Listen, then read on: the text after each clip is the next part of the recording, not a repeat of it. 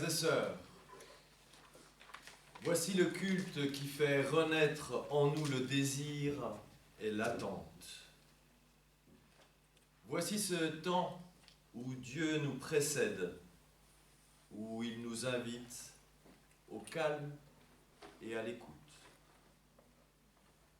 Voici le culte où la parole de Dieu ouvre à nouveau un espace dans notre vie pour accueillir et pour aimer, pour recevoir et pour donner.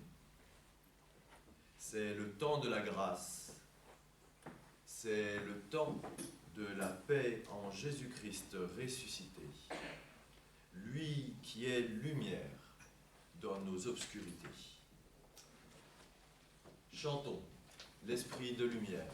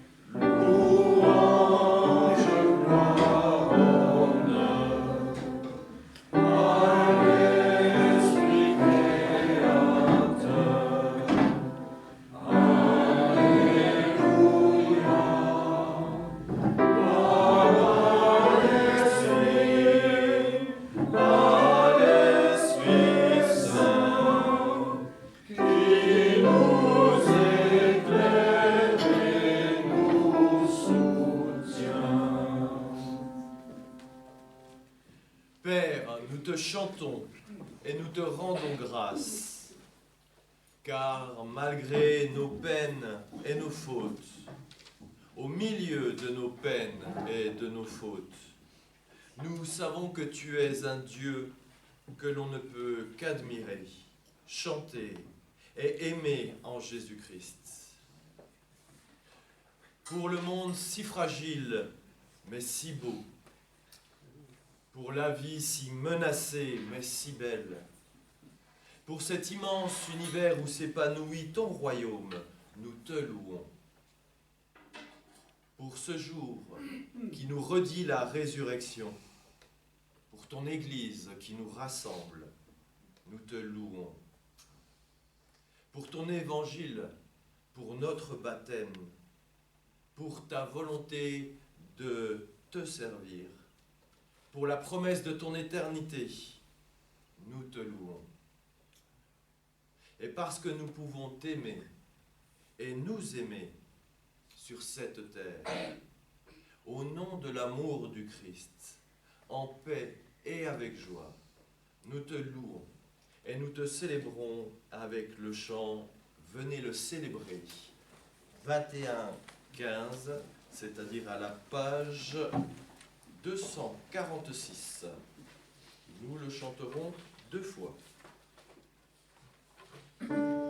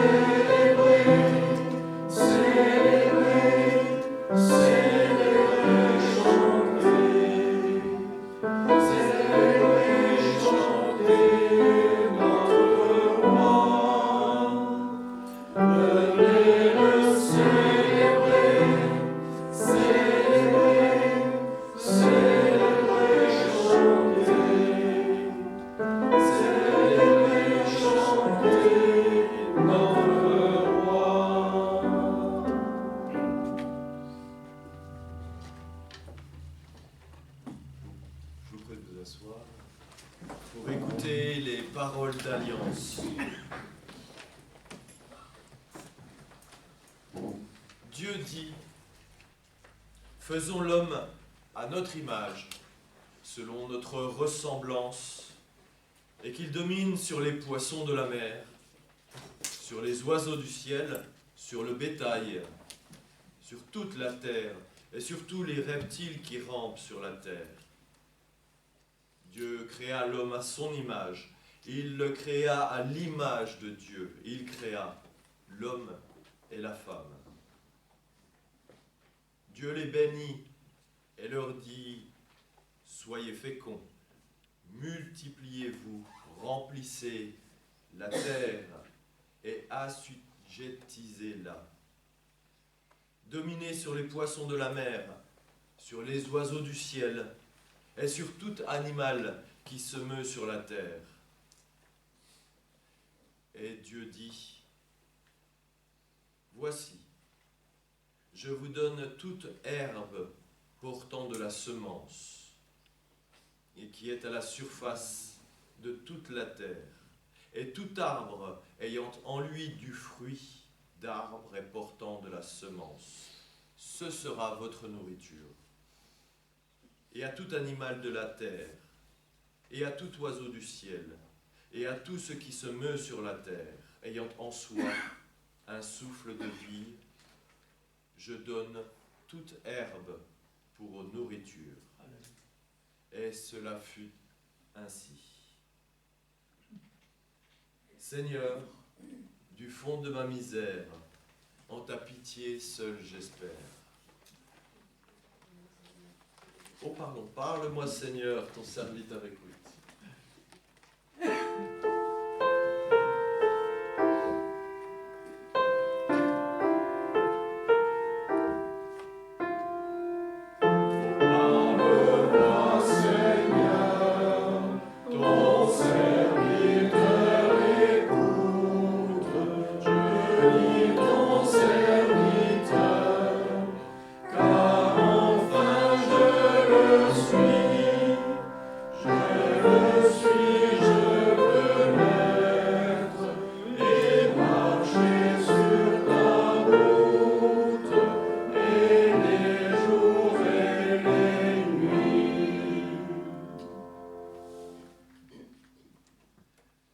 Père, tu nous donnes un cœur pour savourer la bonté de ta création et un corps pour y habiter avec sagesse et discernement.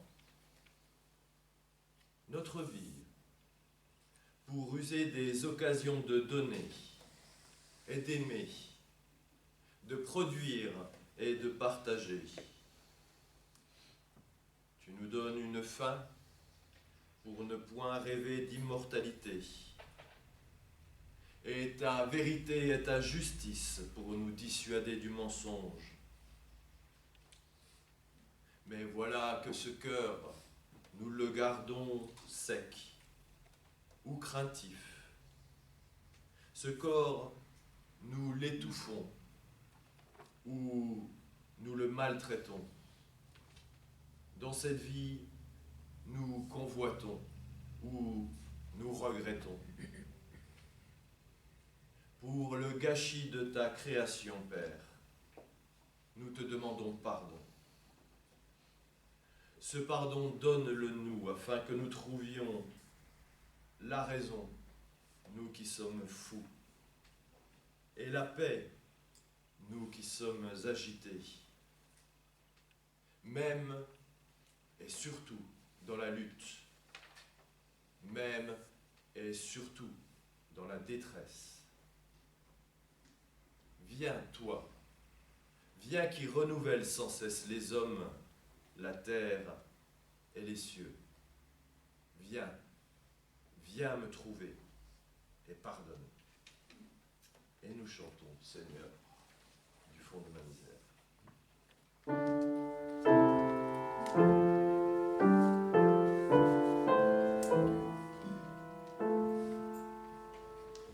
Seigneur,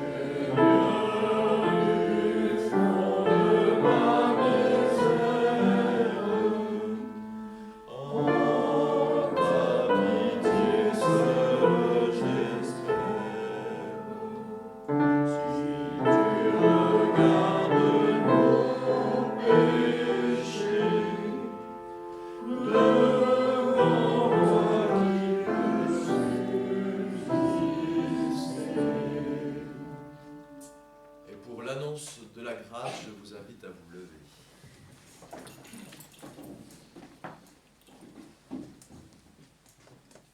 Des jours viennent, dit le Seigneur, où je conclurai avec la communauté de mon peuple une alliance nouvelle.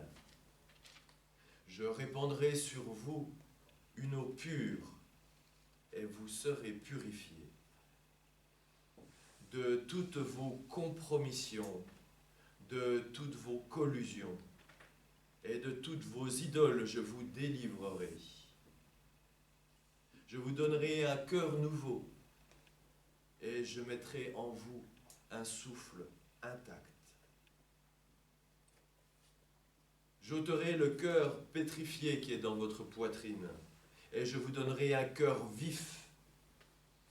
Je déposerai mon inspiration au fond de vous-même, et j'insufflerai en vous mon esprit. En effet, je pardonne vos fautes. Votre péché, je ne m'en souviens plus, dit le Seigneur. Vous serez pour moi peuple. Je serai pour vous Dieu. Que Dieu nous mette au cœur l'assurance de son pardon et qu'il nous donne de marcher vers son royaume. De là où nous sommes, chacun dans sa direction, nous te cherchons du regard, Seigneur. Exalte nos voix. Et nous chantons, tournez les yeux vers le Seigneur et rayonnez de joie.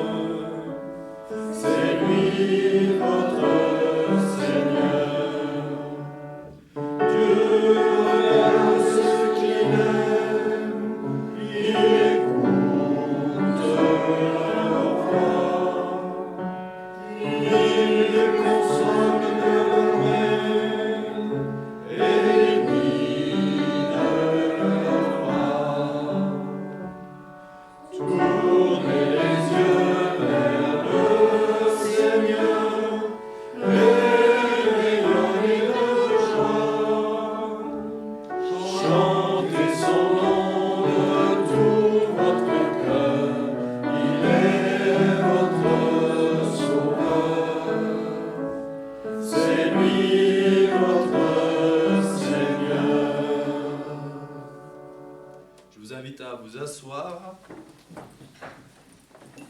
et nous allons prier avant d'ouvrir les Écritures. Nous prions Dieu avant de lire les Écritures afin qu'elles deviennent pour nous paroles de vie. Père, tu n'ignores rien de nos réticences ni de nos résistances devant ta parole. Tu sais combien nous nous esquivons lorsque ton évangile se fait précis, combien nous interprétons lorsqu'il nous interpelle trop, combien nous oublions lorsqu'il se fait dérangeant. Et pourtant nous voici ce matin à l'écoute de ce que disent les Écritures. C'est pourquoi nous te prions. Que ton esprit nous accorde un cœur ouvert et une intelligence avertie à ton évangile. Derrière les mots que nous entendons, donne-nous de discerner ta parole de vie, ta parole pour nos vies.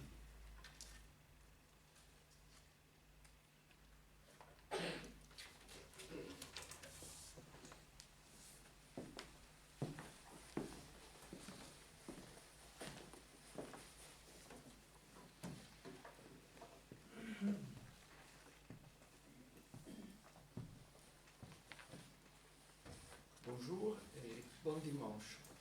Je vous remercie de m'accueillir, quoique mal portant. C'est un encouragement. Lundi, j'étais frappé par une intoxication alimentaire assez dure. J'étais à la limite de l'hospitalisation, m'a dit Christian Guidi, médecin Avance, qui est venu me visiter hier. J'ai pu tenir tant bien que mal en habitant seul le presbytère, grâce aussi à vos messages de solidarité, à quelques menus, visites et missions, y compris alimentaires. Merci à tous ceux et celles, et merci à la communauté tout entière en ce qui concerne aujourd'hui. Merci à Fabien en version père et fils pour la vidéo. Me concentrer sur la rencontre de prière qui a lieu désormais à Grasse chaque culte, avant chaque culte de 9h15 à 9h45, et également sur la prédication me permet de ne pas trop disperser mes énergies car le rétablissement sera bon. Nous voici donc projetés dans la deuxième partie de la lecture de l'épître de Jacques, 5 chapitres.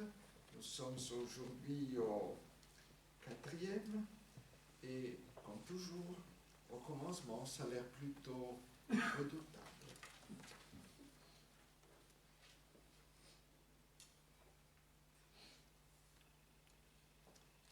Il nous dit, Jacques, appelé traditionnellement frère du Seigneur, d'où viennent les conflits? D'où viennent les querelles parmi vous? Sinon de vos plaisirs qui combattent dans votre corps tout entier. Vous désirez et vous ne possédez pas. Remplis de passions jalouses, vous assassinez et vous ne pouvez rien obtenir. Vous multipliez les querelles et les conflits, mais vous ne possédez pas parce que vous ne demandez pas. Si vous demandez, vous ne recevez pas parce que vous demandez mal, afin de pouvoir dépenser pour vos plaisirs. Est-ce que vous arrivez à entendre? J'ai une petite voix et je n'ai pas de micro. Je suis soulagé. Adultère, ça ne veut pas dire infidèle à votre époux ou à votre épouse. Adultère dans la Bible signifie infidèle au Seigneur, essentiellement. Ne savez-vous pas que l'amour du monde est hostilité à l'égard de Dieu? Celui qui est décidé à être ami du monde sera donc ennemi de Dieu. Croyez-vous que l'Écriture parle en vain lorsqu'elle dit « Il désire jusqu'à l'envie l'Esprit qu'il a fait habiter en nous, mais la grâce qu'il accorde est supérieure, puisqu'elle dit « Dieu résiste aux orgueilleux, mais il accorde sa grâce aux humbles. » Dieu résiste aux orgueilleux, mais il accorde sa grâce aux humbles. Soumettez-vous donc à Dieu, opposez-vous au diable, il vous fuira. Approchez-vous de Dieu, il s'approchera de vous. Purifiez vos mains, pécheurs, et nettoyez votre cœur, âme partagée. Reconnaissez votre misère, menez deuil, pleurez, que votre joie se change en deuil, que votre rire se change en deuil et votre joie en tristesse. Abaissez-vous devant le Seigneur, il vous élèvera. Ne vous accusez pas les uns les autres, mes frères. Celui qui accuse un frère ou qui juge son frère accuse la loi et juge la loi. Or, si tu juges la loi, tu n'es pas quelqu'un qui la met en pratique, mais un juge. Un seul est législateur et juge. Celui qui peut sauver et perdre. Mais toi, qui es-tu pour juger ton prochain? À vous maintenant qui dites, aujourd'hui ou demain, nous irons dans telle ville, nous y passerons une année, nous y ferons des affaires et nous réaliserons des gains.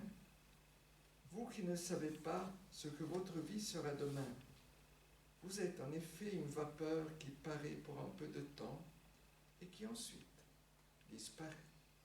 Vous devriez dire au contraire, si le Seigneur le veut, nous vivrons et nous ferons ceci ou cela. Mais maintenant, vous mettez votre fierté dans votre présomption. Toute fierté de ce genre est mauvaise. Si donc quelqu'un sait faire le bien et ne le fait pas, c'est un péché pour lui. Que le Seigneur bénisse sa parole et l'écoute de sa parole.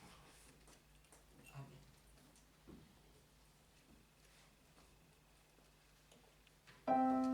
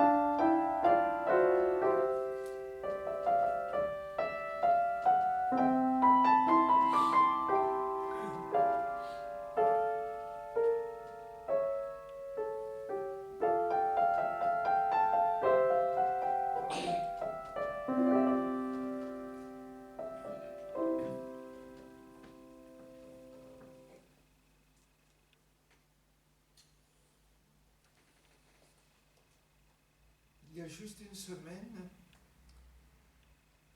le Seigneur nous avait déjà passé en savon par Jacques Interposé.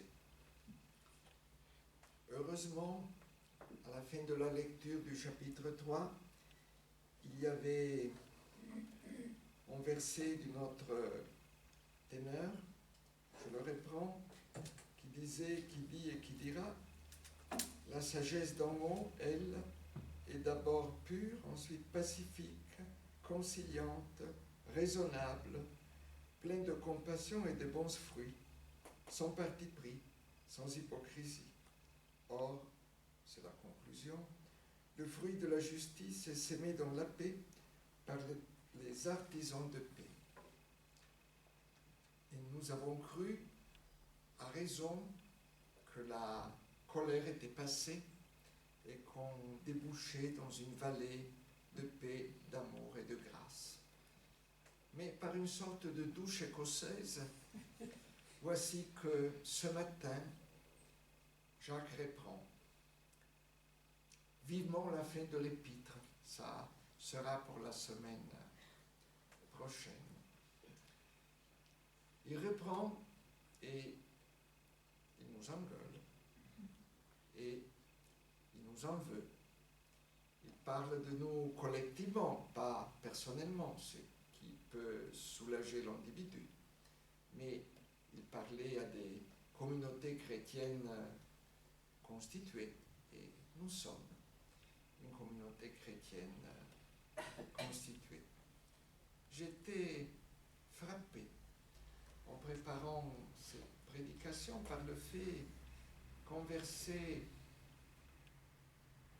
peut-être le plus célèbre verset de l'Évangile, le plus facile pour s'en souvenir, c'est le commencement de l'Évangile de Jean, et bien ce verset me revenait sans cesse à l'esprit.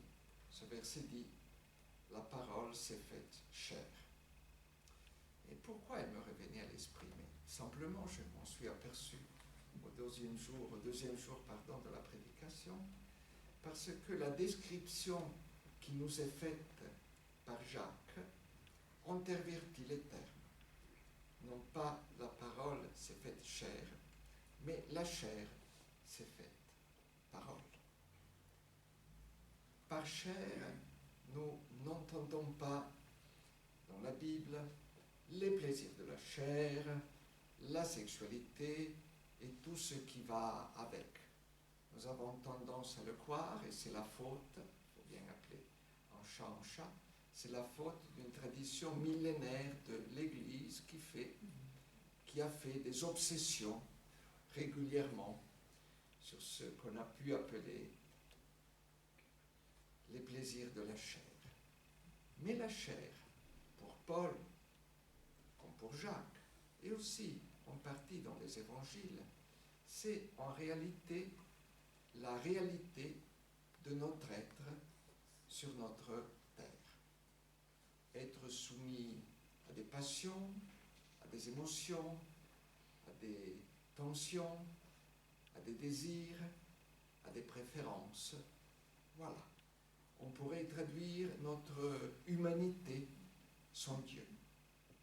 Notre humanité sans Dieu. Donc notre anthropologie, pour le dire d'une façon contemporaine. Oui, la chair parle. La chair parle avec ses besoins, avec ses exigences, ses appétits, ses convoitises. Il y a des bonnes choses, il y a des choses qui sont moins bonnes, tout est mélangé, tout est ambigu, les tempéraments individuels et collectifs s'y mêlent, les époques, les civilisations, les cultures. Ça, en termes scripturaires, c'est de la chair. Mais la langue de la chair, on a parlé de la langue langagère au dernier chapitre, le 3. La langue de la chair est une langue inassouvie, qu'on a du mal à maîtriser. Et si le chapitre 3 considérait le mal que par la langue nous pouvons apporter aux autres, ici la question est le mal que nous pouvons apporter et que nous apportons sans doute à nous-mêmes et par transfert, mais seulement par transfert aux autres.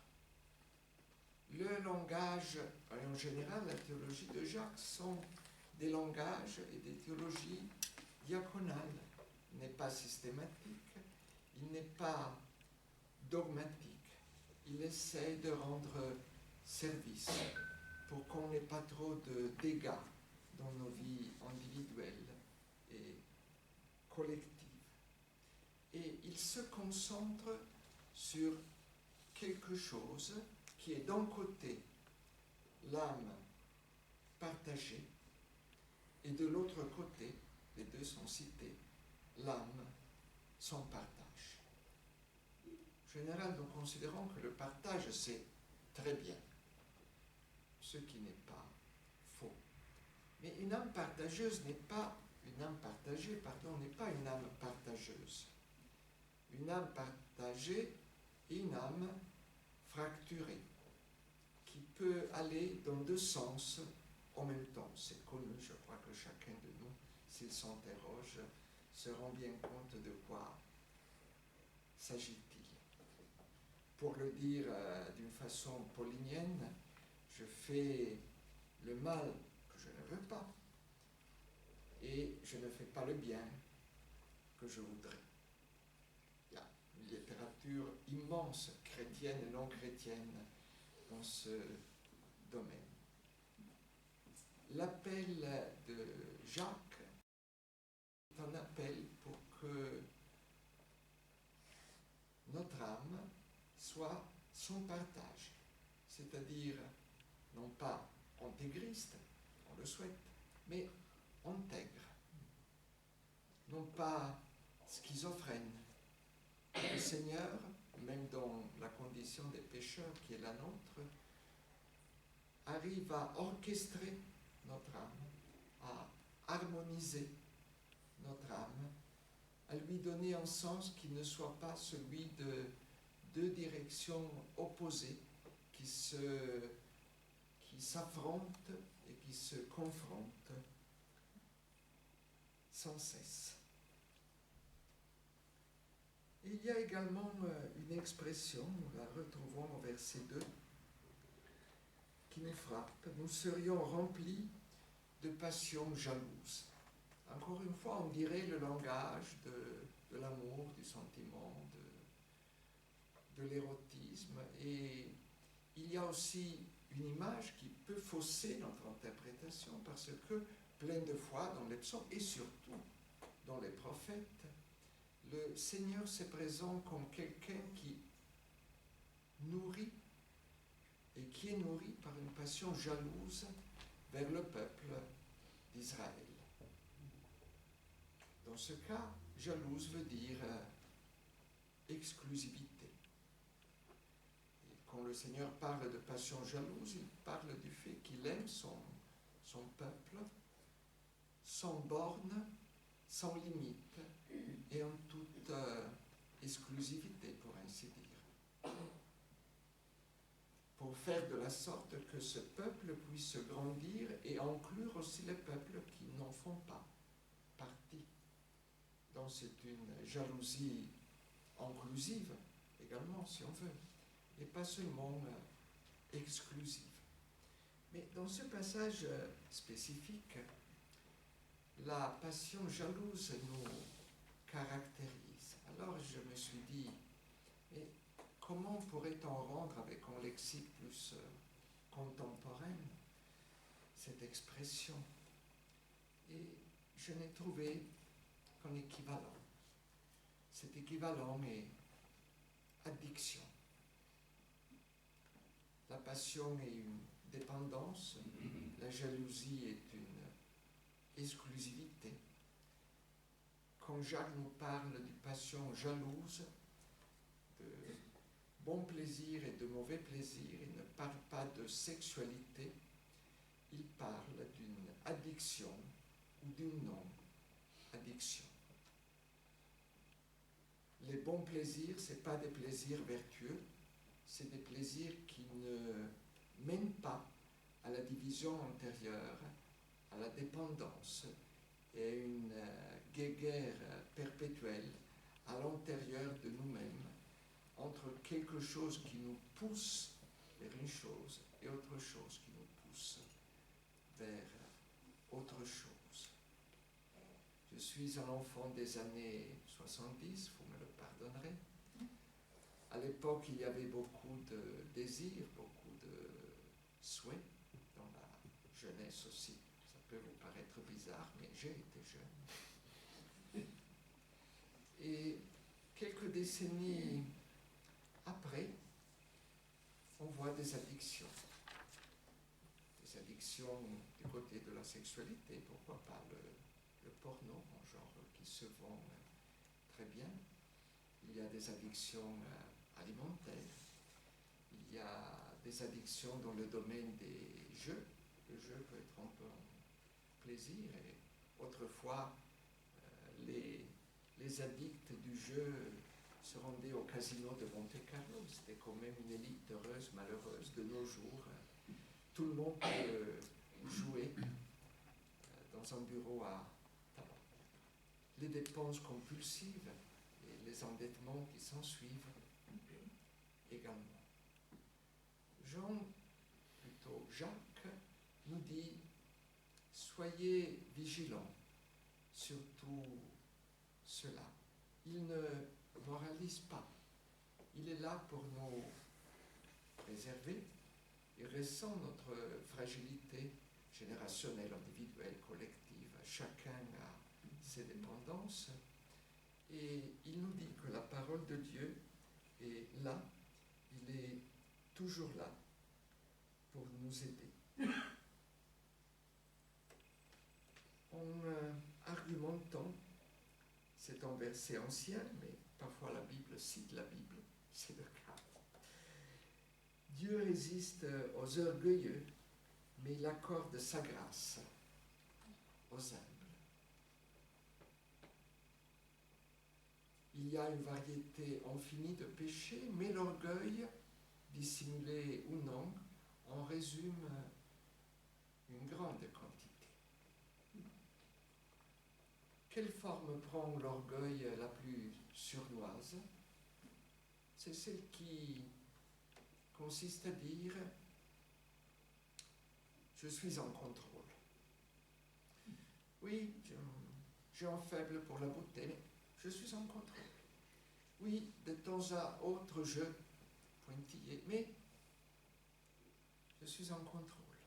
Non, merci, je n'ai pas besoin d'aide. Oui, je sais, de temps à autre, mais enfin, les autres nous piègent pas mal, mais ils ne nous piègent jamais autant que nous nous piégeons par nous-mêmes, par des considérations visiblement fausses que nous avons besoin de croire. Jacques nous met à nu, non pas pour nous démasquer, mais pour nous faire comprendre que l'apport de Dieu et l'apport des autres dans nos inconséquences, dans nos dépendances, est extrêmement important. Il est décisif. Résous tes problèmes et après tu pourras revenir en Église, c'est catastrophique. Car l'Église n'est pas pour les vertueux, c'est pour des pécheurs réconciliés avec eux-mêmes, avec l'autre et avec Dieu. Puisque le péché est solitude, puisque le péché est isolement, le contraire du péché n'est pas la vertu. Que Dieu nous garde de vertu. Le contraire du péché, le pardon. Mais le pardon passe par l'autre, car le pardon de Dieu est rendu visible par le pardon des autres. Et donc, quand l'apôtre Paul nous dit supportez-vous les uns les autres, supporter non pas au sens de la tolérance, mais du support, des supporters de foot. Allez les Bleus. Ah. Moi je dirais une autre équipe étant italien, enfin, il nous dit quelque chose qui ne relève pas du conseil, qui relève de la survie et de la vie. Ce sont des conditions qui rendent la vie possible, ou peu possible, ou impossible. Et l'enlèvement du jugement sur le frère, que nous retrouvons dans un couple de versets, je les trouve assez magnifiques, 11 et 12, l'enlèvement du jugement, c'est la libération du frère. Mais moi aussi, dans la mesure où je ne suis pas jugé, où je ne suis pas jugé comme personne, comme mari, comme chrétien, comme pasteur, je suis affranchi à mon tour. C'est enlever un stigme de malédiction, car tout jugement contient une malédiction, et toute suspension de jugement, car le jugement est remis à Dieu, il n'est pas enlevé. Dieu de justice et de miséricorde, c'est son affaire, c'est pas mon affaire. Toute suspension du jugement c'est comme un franchissement, c'est comme une mise en liberté. Et c'est pour cela que nous pouvons évoluer plus ou moins librement dans le monde, ce qui correspond à la conclusion de l'épître qui nous parle des agendas. Les agendas n'existaient pas à l'époque. Vous imaginez bien qu'écrire sur un parchemin, c'était coûteux, c'était peu pratique. Donc, comme on n'avait pas encore des mémoires d'appoint comme dans nos téléphones actuellement, les gens avaient bonne mémoire, pendant que l'intelligence artificielle se développe, l'intelligence naturelle se dégrade. Il n'y avait pas ce type de manifestation il y a quelques millénaires, mais il y avait des agendas, les gens savaient quoi faire, leur journée était remplie, parfois plus remplie que les nôtres, peut-être pas par des médias sociaux, mais déjà le fait de se déplacer, voilà. On va à Jérusalem, 3 jours de marche, quand même, c'est quelque chose. De Jéricho, c'est pas loin, aujourd'hui ça fait 1h30 en voiture, et bien il n'y avait pas de voiture. Il y avait des agendas, et les gens savaient, le mois prochain, la semaine prochaine, après la fête de Sukkot, donc il y avait des rendez-vous de travail, et il y avait des rendez-vous pour gagner de l'argent, c'est marqué, c'est la fin dans verset, on va dire des rendez-vous d'affaires. Et les gens, alors, comme toujours, avaient tendance à dire la semaine prochaine, dans un mois, oui, je vais partir au ski. Hier, j'ai commis une faute avance, j'ai dit partir au ski sur le massif de l'Estérel. Il paraît que ce n'est pas le bon massif. Il faut aller plutôt dans le Marcantour. Vous avez embauché un pasteur italien. Donc je me rectifie. Aujourd'hui, voilà, puis il y a les vacances, et puis ceci, cela, nous allons recevoir. Bon. Ce qui nous dit Jacques, ce n'est pas de renoncer aux agendas, c'est important, mais c'est de remettre nos plans, que les agendas les amplifient, dans les mains du Seigneur, car nous ne savons pas de quoi sera fait le lendemain et le surlendemain. L'actualité politique, militaire, sociale de l'Europe nous le dit sans cesse, mais même dans nos familles. Moi, j'avais plein de choses, et après, c'était l'intox alimentaire. Ça peut arriver. L'âge demande de compte, la santé demande de compte, les accidents existent, les surprises, parfois les très bonnes surprises existent. Il y a aussi des bonheurs dans la vie, pas seulement des malheurs. J'aime beaucoup une phrase de John Lennon, qui est l'un de mes théologiens favoris, et dont la vie a été largement surprenante, à partir de la mort, si j'ose dire, qui disait « La vie est ce qui vous arrive pendant que vous projetez autre chose. » On ne peut pas s'empêcher de se dire demain matin, mais nous savons bien que ça nous arrive quelque chose qui est en lien avec ce qui est projeté, mais qui est aussi très différent, et que nous n'arriverons jamais à être en contrôle de nos vies, parce que le contrôle de nos vies ne nous appartient pas. Nous pouvons que constater un échec. Si on constate cet échec dans la foi, l'échec débouche sur le fait de confier notre dépendance, enfin assumée, à Dieu. Et c'est ce que nous faisons en disant, si Dieu le veut, avec l'aide de Dieu, si le Seigneur me donnera un peu de santé. Ce n'est pas une formule, comment vous dire, pour se propicier la grâce de Dieu. Ce n'est pas une sorte d'exorcisme. Alors je conjure les imprévus en câlinant le Seigneur dans le sens du poil, en admettant que le Seigneur ait du poil, la chose est douteuse. C'est de tout cœur. Voilà ce que j'ai prévu dans mon orgueil, peut-être aussi dans mon humilité. je te le remets, peut-être que quelque chose se fera selon ce qui est dans le planning familial, de couple, personnel, professionnel. Il se peut que les choses se passent autrement et qu'il se passe mieux par rapport à ce que j'avais prévu, au moins bien par rapport à ce que j'avais prévu. Mais puisque c'est toi, Seigneur, qui conduis, moi je n'écris une ébauche. C'est toi qui orchestreras la mise en route. C'est toi qui orchestreras la mise en route. Amen.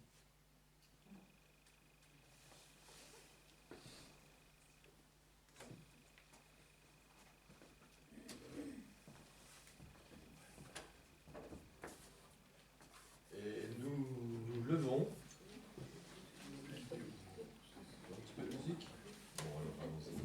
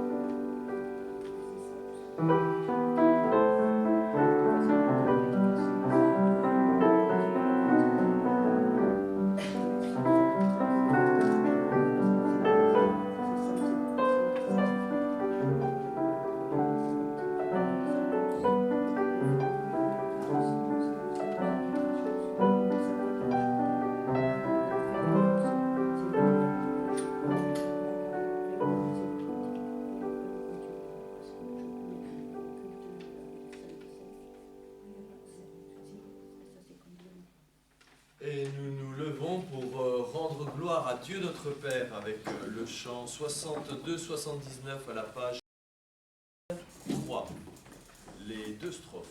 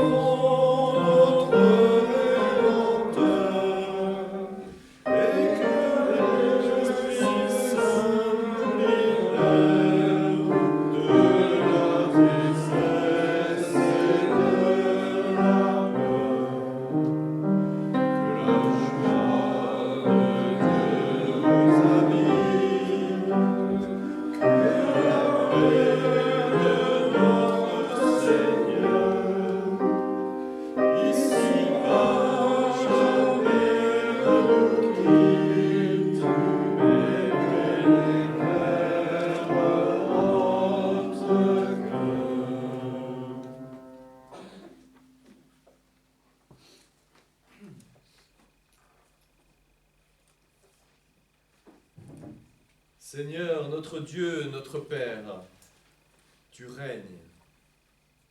Tu viens dans le monde et tu nous fais porteurs de ta bonne nouvelle. Et pourtant, nous voulons aussi crier vers toi avec les femmes et les hommes qui sont aujourd'hui dans la détresse.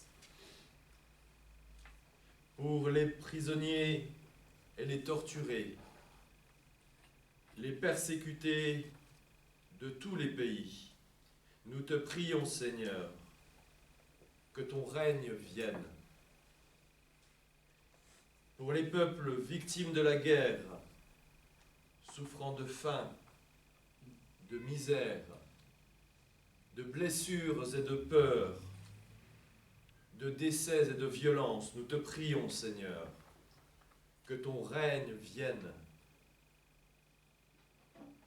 Pour toutes ces personnes qui doivent quitter un pays où il n'y a plus d'avenir et arrivent par chez nous, sans y trouver le repos ni la bienveillance. Pour ceux qui, leur refusant le repos et la bienveillance, renoncent à leur dignité, nous te prions, Seigneur, que ton règne vienne. Pour les jeunes angoissés devant l'avenir et les tâches improbables qui nous attendent. Pour les parents inquiets pour l'avenir de leurs enfants. Nous te prions, Seigneur, que ton règne vienne.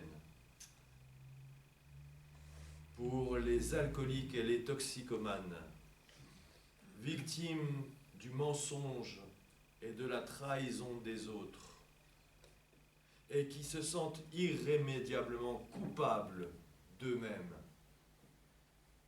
Seigneur, que ton salut et ton règne viennent. Et pour compléter notre prière, nous nous unissons d'une même voix pour te dire, Notre Père, qui es aux cieux, que ton nom soit sanctifié, que ton règne vienne, que ta volonté soit faite sur la terre comme au ciel. Donne-nous aujourd'hui notre pain de ce jour. Pardonne-nous nos offenses, comme nous pardonnons aussi à ceux qui nous ont offensés. Et ne nous laisse pas entrer en tentation, mais délivre-nous du mal. Car à toi, le règne, la puissance et la gloire, au siècle des siècles. Amen. J'ai oublié les annonces et les offrandes au passage, alors ça va être le moment des annonces tout d'abord. Est-ce qu'il y a des annonces à faire? Étant donné que Jean-Marc est absent, il est parti une semaine en vacances, et Pierre aussi, qui est notre trésorier de l'association Aidée, vous connaissez, et qui fait un culte local. Voilà. Je me permets de vous annoncer que la Fédération protestante de France lance un appel aux dons en faveur de la Syrie et de la Turquie. On en a parlé déjà dimanche dernier, mais du fait que nous devons passer par ce don envoyé à la Fédération protestante de France, soit on tape www.protestant.org et on clique sur plus d'activités, ou vous pouvez passer par Aidée, parce que Pierre a créé une ligne comptable pour la Turquie et pour la Syrie, pardon, excuse-moi, pour la Turquie et la Syrie. Et si vous envoyez un chèque à Aidée, vous mettez au dos que c'est un don pour la Turquie ou la Syrie. Voilà. Il y a une autre annonce aussi. Le jeudi 16, je pense que je ne me trompe pas, monsieur le pasteur, à 19h30, le partage biblique en visio avance. Est-ce qu'il a lieu? Super. D'accord. Et on annonce le culte de samedi à 18h. Yes. Je pense que, je ne sais pas si c'est les jeunes qui le font ou... Non, Non, parce on est qu'ils dans les vacances. ils sont en vacances. Ah, Ben, ça sera monsieur le pasteur. avec l'aide de Dieu.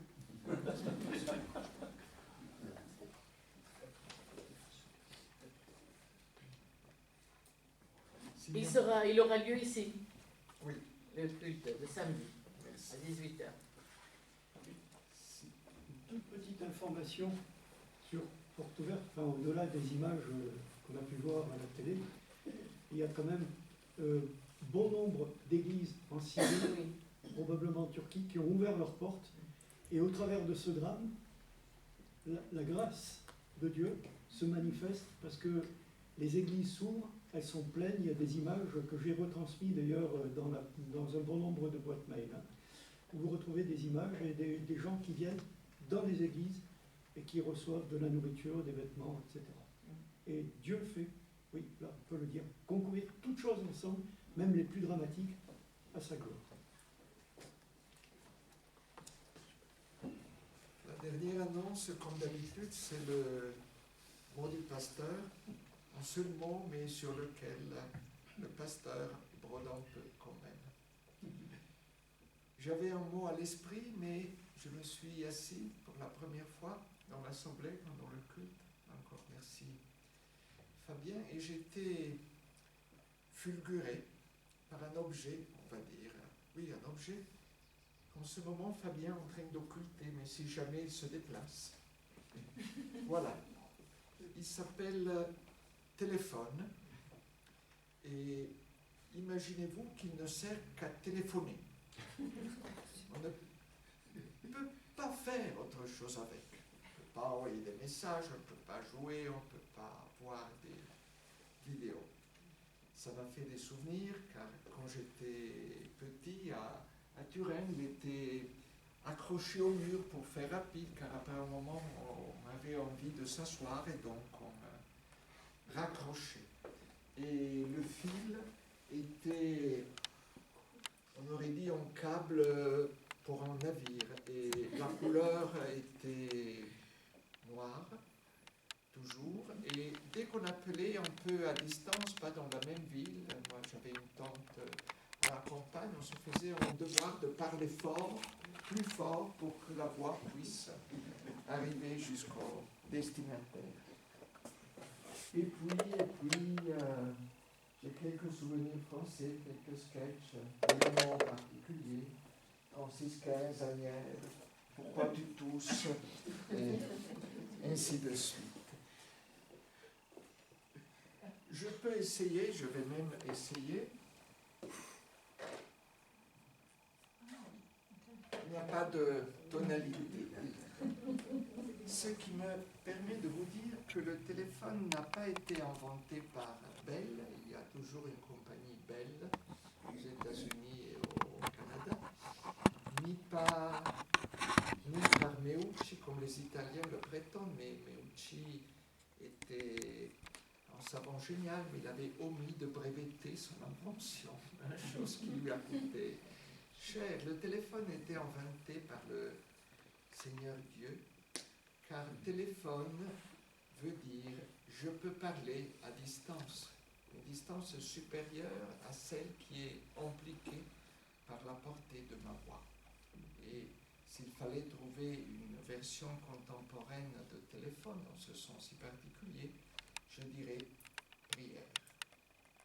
Prier, c'est parler à distance, être écouté à distance, également recevoir une réponse à distance.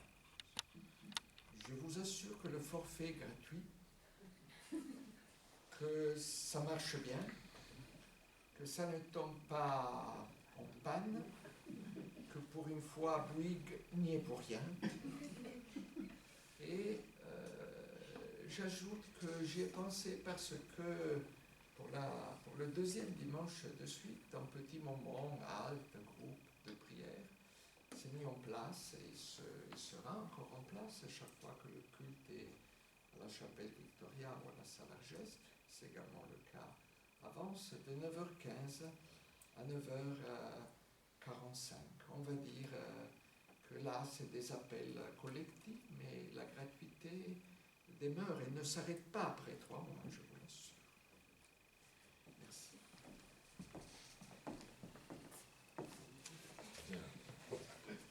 Et nous levons... Ah, l'offrande, pardon. L'offrande.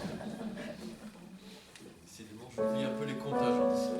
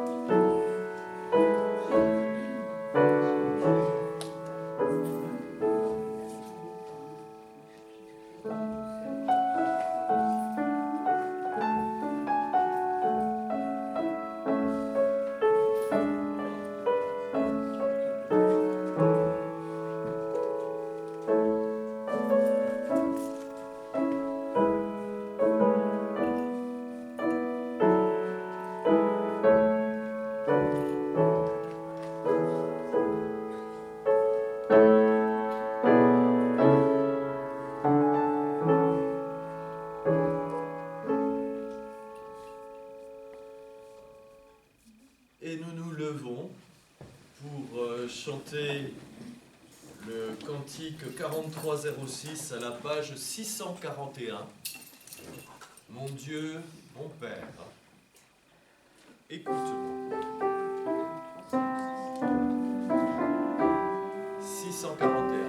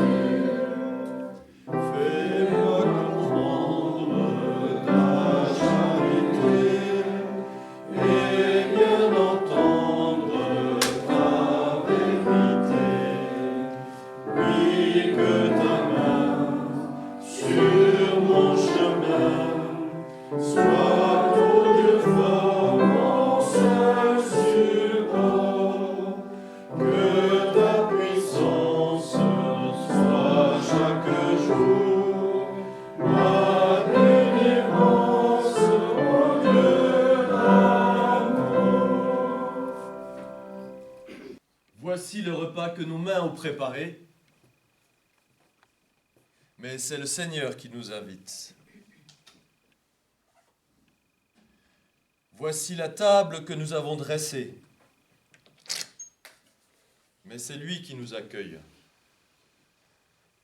Nous sommes tous invités au repas du Seigneur. Formons un cercle autour de cette table.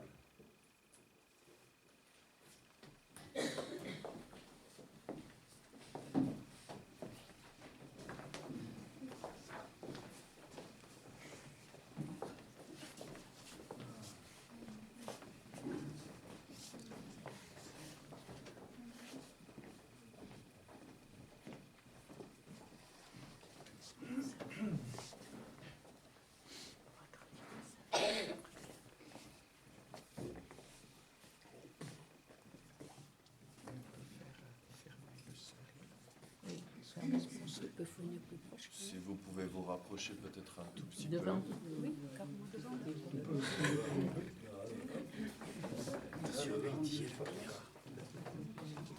La caméra a été positionnée de façon à ce qu'aucun visage ne puisse être diffusé sur Internet. Donc c'est la table qui est fixée actuellement. Il y eut un soir, Jésus se mit à table avec les 12. Pendant le repas, il prit du pain et après avoir rendu grâce, il le rompit et il le leur donna en disant « Prenez, mangez, ceci est mon corps. » Ayant aussi pris la coupe et rendu grâce, il leur donna en disant « Buvez-en, car ceci est mon sang, le sang de l'alliance qui est répandu pour la multitude, pour le pardon des péchés. Je vous le dis, désormais, je ne boirai plus de ce fruit de la vigne jusqu'au jour où je le boirai nouveau avec vous dans le royaume de mon Père. Au moment de partager cette nourriture, nous faisons mémoire des paroles et des gestes de Jésus-Christ, de sa mort et de sa résurrection. Nous recevons de toi ce pain de vie, destiné à la nourriture du monde.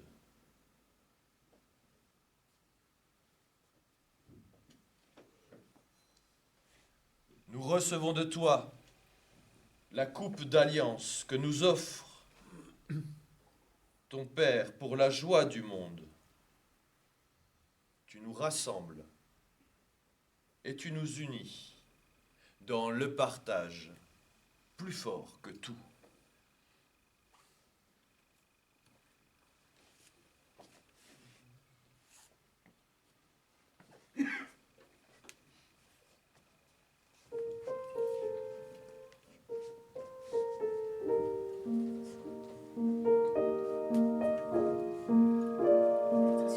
Oui, je fais attention.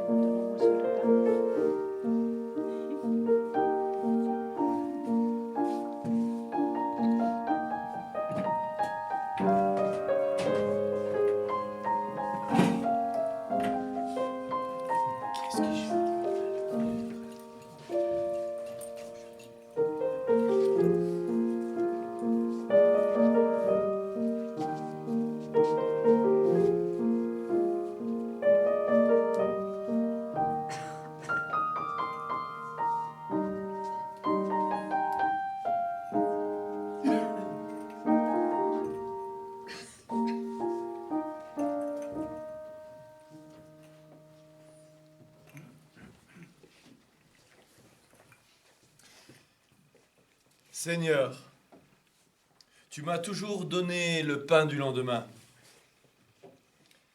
Et bien que pauvre aujourd'hui, je crois.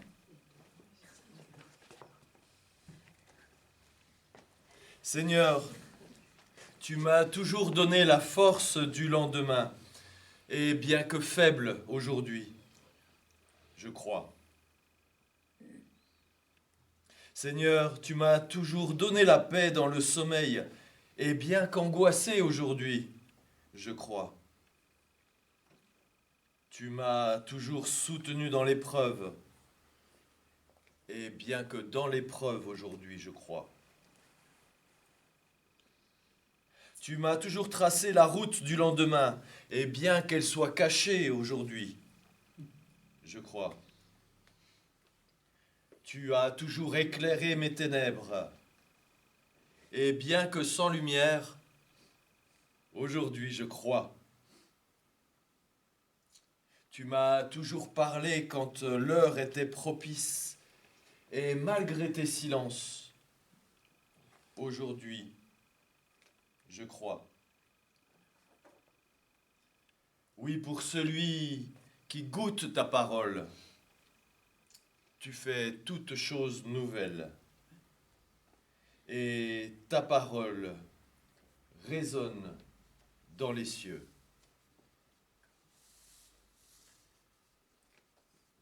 Viens, Seigneur, viens dans nos détresses. Viens, toi qui renouvelles sans cesse les hommes. Viens et que toute chose soit faite pour l'accueil de ton royaume. Amen. Et je vous suggère de tenter un canon avec un chant que nous connaissons bien. Pour ce repas, pour toute joie, nous te louons, Seigneur. Donc ça fera peut-être à partir de Joël. Pour ce repas, pour toute joie. Et alors on démarrera pour ce repas, pour toute joie. Pour ce repas, pour toute joie, nous ce repas pour toute joie, nous ce repas pour toute joie, nous ce repas pour toute joie, pour ce repas pour toute joie, nous ce repas pour toute joie.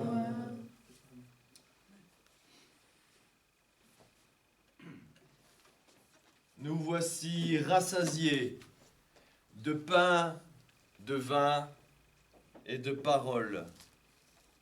Donne-nous maintenant, Seigneur, d'être des ouvriers de paix dans ce monde d'incertitude, de violence et de manipulation. Que la paix du Christ, que la force du Père soit avec vous.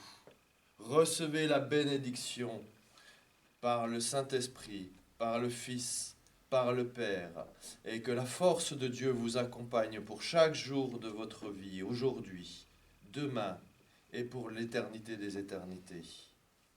Amen. Et nous chantons un dernier chant qui est précieux pour Enrico, semble-t-il, et pour lequel nous nous joindrons avec lui pour lui souhaiter définitivement de laisser derrière lui ce vilain microbe et qu'il nous revienne en pleine forme pour les semaines qui viennent et puisse jouir avec grâce de notre bon climat grassois. Et vent soit réuni. Et vent soit, oh pardon.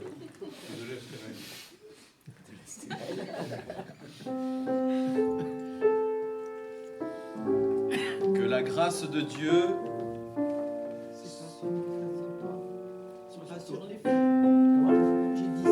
c'est pas sur les feuilles, oui. Ça va mieux si vous avez vos marqueurs. Voilà. Alors je le lis une fois, comme ça. Moi, je sais que ce ne sera pas suffisant, mais que la grâce de Dieu soit sur toi pour t'aider à marcher dans ses voies. Reçois tout son pardon et sa bénédiction. Va en paix, dans la joie, dans l'amour. Grâce de Dieu soit sur toi, pour t'aider à marcher dans ses voies. Reçois tout son pardon et sa bénédiction. Va en paix, dans la joie, dans l'amour. La grâce de Dieu soit sur toi, pour t'aider à marcher dans ses voies. Reçois tout son pardon et sa bénédiction. Va en paix, dans la joie, dans l'amour. Que la grâce de Dieu soit sur toi, pour t'aider à marcher dans ses voies. Reçois tout son pardon et sa bénédiction. Va en paix, dans la joie, dans l'amour. Bon dimanche. La prochaine fois, because of myself. Dans tout ce Pourquoi pas? trajet,